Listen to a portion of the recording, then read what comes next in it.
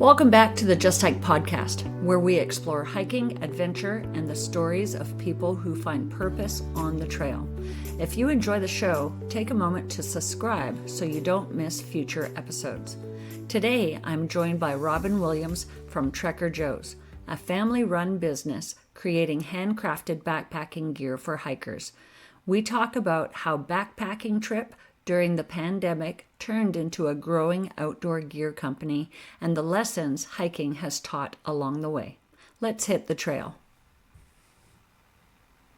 I am Robin, have husband Joe. We own Trekker Joe's. Business idea was his, but the idea of backpacking was mine. Okay. During COVID, I had been an avid obstacle course mud run racer Oh, fun. and sprint distance triathloner. Is that a word? Yeah, Triathloner. sure. We'll make it a word. Anyway, and so, when 2020 came about, the world shut down and all of those things stopped. And I was working remotely from home, as were a lot of people, and I was being sick of being inside. And so I was like, I have to get out of here. What can we do? And I was scrolling one day and came across, I think it was Dixie. I don't know. Have you seen her videos on YouTube? No, I'll have to look her up. I think it was her. And, just watching her video of backpacking, and I was like, I want to do that. And so we went on a backpacking trip to Lost Maples was our first like little getaway. And of course our packs were whatever we already owned from camping. So we were just shoving everything and anything in them, and we're going to need this and we're going to need that. And it was like, I think once we weighed out everything, I had like 35, 40 pounds and his was Right. like 50. And then we had like 20 something pounds on our 7-year-old at the time. And because he went with us. And so it was just over the weekend of Thanksgiving of 2020. We had Thanksgiving dinner in our campsite. And then Joe and I went to the Lone Star during Okay. Christmas. We went to just do a little section hike of that. And from Lost Maples, we had pared down some weight, learned what we didn't You need, kind but of learn we your were still lessons, don't you? heavy. Yeah, Yeah. but we were still heavy. And then, of course, he was like, I think I can make some of this stuff. So he started making it, just a few things, and put them on Etsy. And then from there, it kind of took off. Nice. So where can people find your gear? We have a Shopify account store on the internet, and it's trekkerjoes.org. And then you can find our gear on Garage Grown Gear. Our gear is mostly accessories. So water bottle sleeve, that's our top seller, number one fave. We do zipper pouches, shoulder pouches, fanny packs, wallets, and dry top bags in a Nice. variety of colors and sizes. And I heard I think I remember you saying once that they're completely customizable in whatever colors you want. You can just pick out your colors and we'll get it made, or he'll get it Nice. made. He Joe does will all the make it. sewing. Now tell me about the fanny pack. Last time we were chatting, you were saying that you were helping design the fanny pack and making it more user friendly, less buckles. It has a piece of extra fabric on the back that you can slide your hip belt through and clip it on that way. So Nice. you don't have an extra strap. Of Right. course, it does have an extra strap, so you can wear it that way as well. You can wear it with or without your backpack. Sometimes I even will strap it through my shoulder, the chest strap, and wear Oh, it up there. I've done that. You can also wear it as a sling bag. I like the idea of having the water bottle sleeves attachable to your backpack because then you can switch it between your different backpacks. And I like to have my hydration pack, but I also like to have an extra water bottle. And I especially like that it's accessible rather than Yes. trying to, hurt your arm. Reach. Yes. That's the thing with, us over 40s. Yes. Wear and tear on those shoulders. You can't get back there as easily. Or if you can, you risk hurting yourself very easily. I agree. It's crazy. Yeah, we're not as bendy as what we were when we were in I our know. teens, right? So, what inspired you to create the handcrafted backpacking gear instead of going the mass-produced route? What's the inspiration behind custom designing? I think part of it is just that we wanted to make something small business, mom and pop, that that care went into, that love went into, that quality went into. So that's the main Nice. reason that we don't have mass production. Yeah. What was the very first piece of gear that you guys made and that you still use today? Was the very first piece. I believe that was the wallet. I think his very first piece was a wallet, and he still uses the same wallet. Oh, really? So it's 3.5, almost 4 years now that he's used the same wallet. So starting from your first product and started on Etsy, Uh, are there any, can someone come and see you guys in person anywhere? Like, do you do any trade shows or events or like farmers we markets or yeah. anything? So we had been at a farmer's market near our house. We did that for a season, and it really wasn't conducive to our sales. We have a goal of getting to some of the trail days as vendors. So what challenges did you face getting the business, kind of off the ground and what's Mhm. the kind of the daily grind like? Like I think both you and Joe are still working full time and then plus trying to run this business on the side, right? Yes, Joe. So when we first started, we were both working full time. I have been quote unquote retired for since 2022. I stopped working outside the home to homeschool our youngest kid full time. I was homeschooling him and working, so that became a little more difficult. So Sure. started staying home. Recently, just within the last 2 weeks, I've started working part-time outside the home again. Our oldest son, he's 26. He's our only employee, so he helps a lot with cutting out the orders and getting them ready for Joe to sew.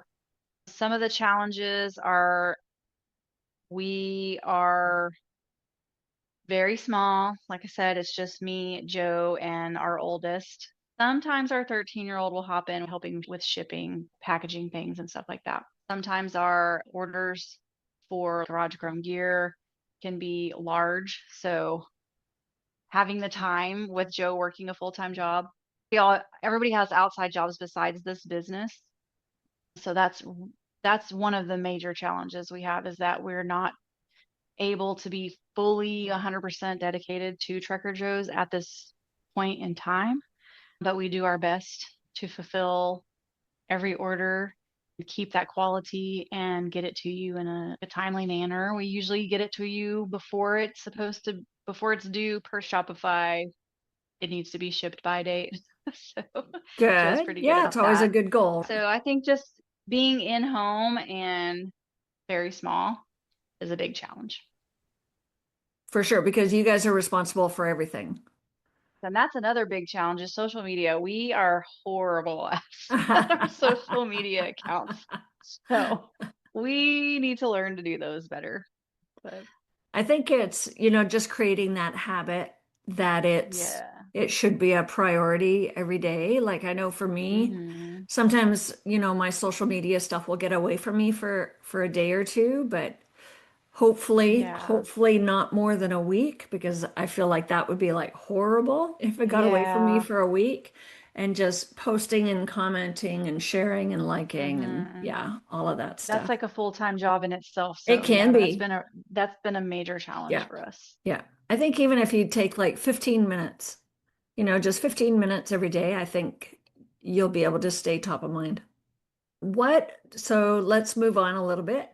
What do you think makes Trekker Joe's gear unique compared to big box brands? And I think we already touched on that. Just that it's made in person by hands by one or two or three people. Well, I think Well, my Joe's the husband. only one who can sew, right? Yes, Joe is the only sewer, and he gripes at us all the time about somebody else needs to learn to sew. But he also is very in control of the sewing, and so he is He's not a bad teacher. He's just very, very critical in not a bad way, but as a husband and a wife, sometimes that creates some hardship. And I will own up that I don't like to take his criticism sometimes. And And so I don't think so because understandable. I know how particular he is, and that's a good thing for our product. Absolutely. So, but it's not a good thing maybe for our marriage. Well, it's just like, so my mom and dad, they're really big golfers. Well, they used to be really big golfers. Uh-huh. And, my dad would try to give my mom golfing tips, and my mom is a very good golfer. And, Uh-huh. husbands and wives, they just should not golf together. Just like, and they also Smart. work together too, like a family-run Yes. business. And Uh-huh. so just, yeah, having that, Yeah. it might be a very innocent comment, but sometimes it just cuts Hmm. like a knife, right? Yeah. Yes. Yes. Very I fun. love him. Yeah, I love Yeah. him, but hmm Just don't sew together.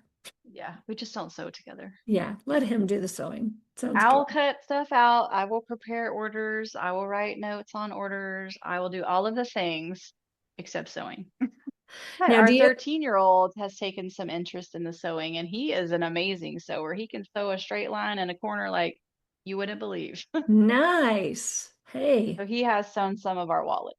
Yeah. Oh, that's so cool. I bet you Hmm. I'm sure he's very proud of that. Yes. Now, do you have any customer stories that have really stuck with you? Customer stories, customer stories. Well, we have one very loyal customer, Jason with Trailblazing Texas podcast is one of our most loyal customers, and we love him. He orders things from us all the time. He shares on his podcast. He has probably like every color of everything that we make. And when a new color comes out, Jason's usually the first one on the order.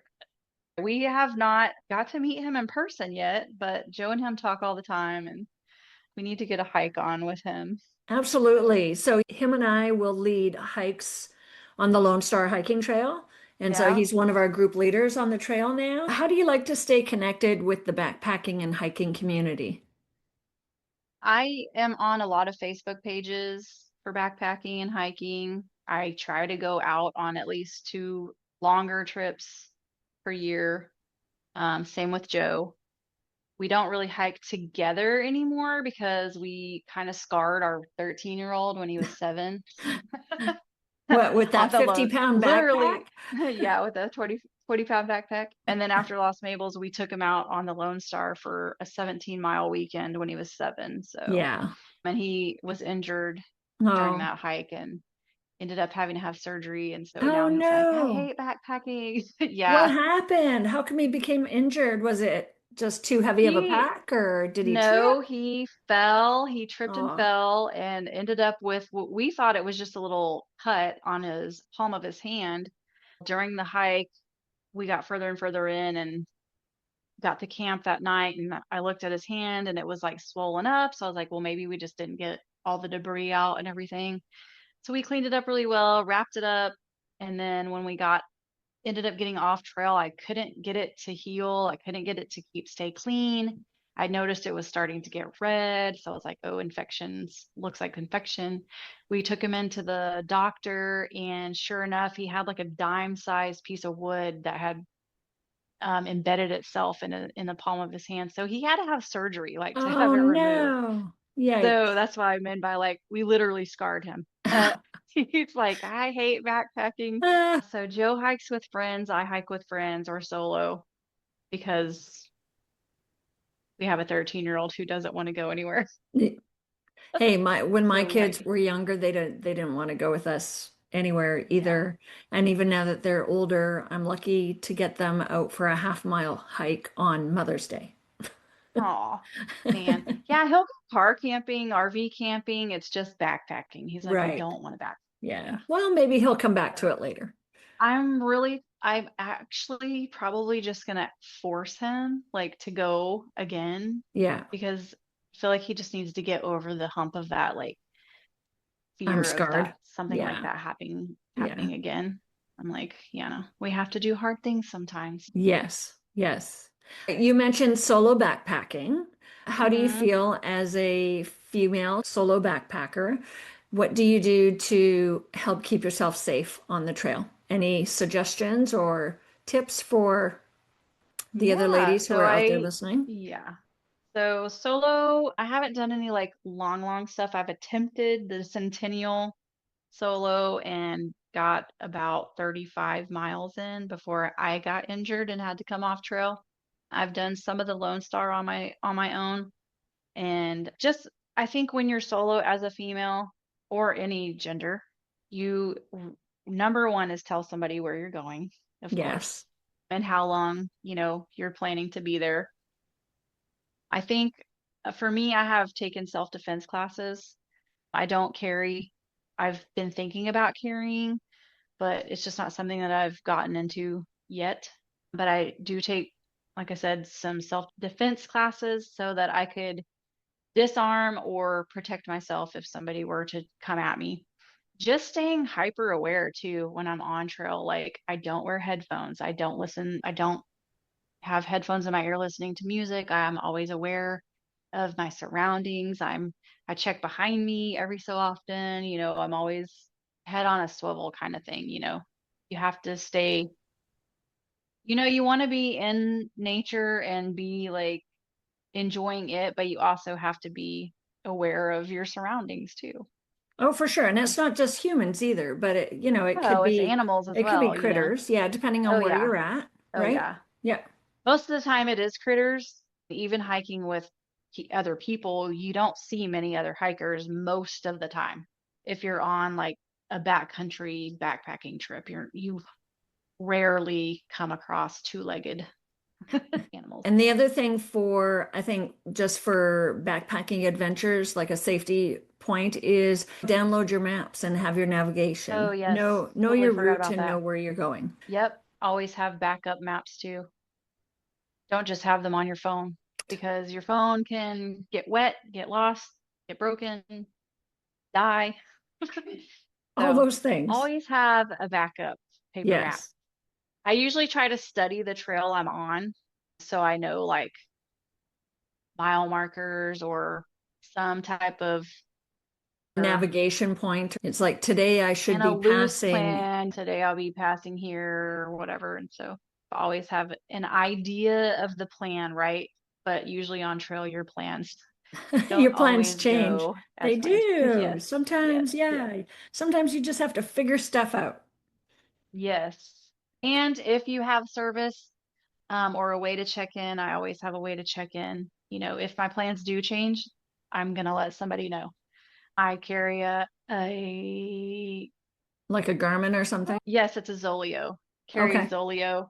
So that has always has service because it works off satellite. So if you are in trouble, you just push that SOS button. Or if you need to text your husband and let him know, hey, I'm going here instead of here today, you can do that.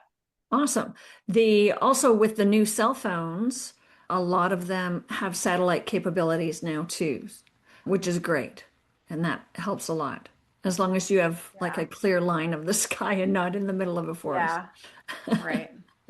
That's why I like the Zolio because even in the forest, you can You can still, yeah. still get somebody to help you. So what do you think there's one lesson that you've learned from backpacking that carries into your business? Probably just like for the physical aspect of it is just keeping our gear as light as possible, Mm, but still sustainable. yeah. All right. Mm. So what do you think is next for Trekker Joe's? Any new product projects or adventures coming up? Mm-hmm. Joe is planning a hike in the summer. I forget where he's going. And then I am itching for a hike. I just, it's the time as a mom now I'm working outside the home again. And I just had my grandbaby. So, and he lives in Colorado. So it's all the things, right? So, but I'm itching to do something. And I told Joe, I was like, even if I have to go do the Lone Star again, I'm just itching. And as a purist, I could say I need to go do it again to complete it because Yeah. And then for gear, Joe is planning on releasing a backpack this year. Oh, So that's exciting. He's going to make a prototype that I'll carry and give him feedback on. And then so Joe fly fishes a lot. okay. It's one of his other hobbies, and he likes to fly fish while he's backpacking. So he carries a little Cora rod with him, and he created a fishing fanny pack that is able to hold all of his gear for fishing. So he's planning to release that sometime this year too. Oh, So kind of yeah. melding the fishing and hiking backpacking world. Yeah, Yeah. that's Well, I know exciting. that's a great idea. I know when my husband and I go together and we end up at some sort of water source, Hmm. it's like, oh, I wish I should have brought Wish I had a I fishing should have brought my pole. fishing rod. Yeah, he has a little backpack, a little Syncora rod that he puts together once he's out there, but it breaks down. And then Yeah. with fly fishing, you have to have all the flies and the net and the whole thing. Did you just do Trail Between the Lakes? Yeah. I think that's a trail. So I have that on my list because I want to do all the things in Texas, right? Okay. I think that's the one me and Joe were talking about if we could get away together going and do that. Yeah. Yeah. Yeah. We So haven't that one's a backpacked nice one. together in a It's long time. what, 30 miles or so? Like it's not that Okay. long. And yeah, it has some very pretty scenery to it. There's some sections that are easier to navigate than others. Hmm. Just an FYI, putting that Okay. out there. I think it's called Lakeview Recreation Area, I think, is on this Toledo Bend side. And it's Okay. $3 a night for the campsite. So we Oh staged wow. there. And then the Hmm. group that I was with, and that was a pretty big group from mostly the Lone Star Hiking Trail Club. And Hmm. so we went out there and we section hiked it. And so our base camp was at Lakeview, and then we just did a bunch of shuttle Oh, vehicles. that's Yeah, it worked fun. out pretty good. And people were able to hike really as much or as little as they wanted to. It was good. Very pretty area. I really highly recommend that campsite. It was really Yeah. nice. Yeah. Do you have any backpacking trails you want to go do? Oh gosh, everywhere. We just finished, so a friend of mine and I in November, we went and did Eagle Rock Loop. So that was a lot of Oh, fun. that's a good one. I Yeah. love Eagle Rock.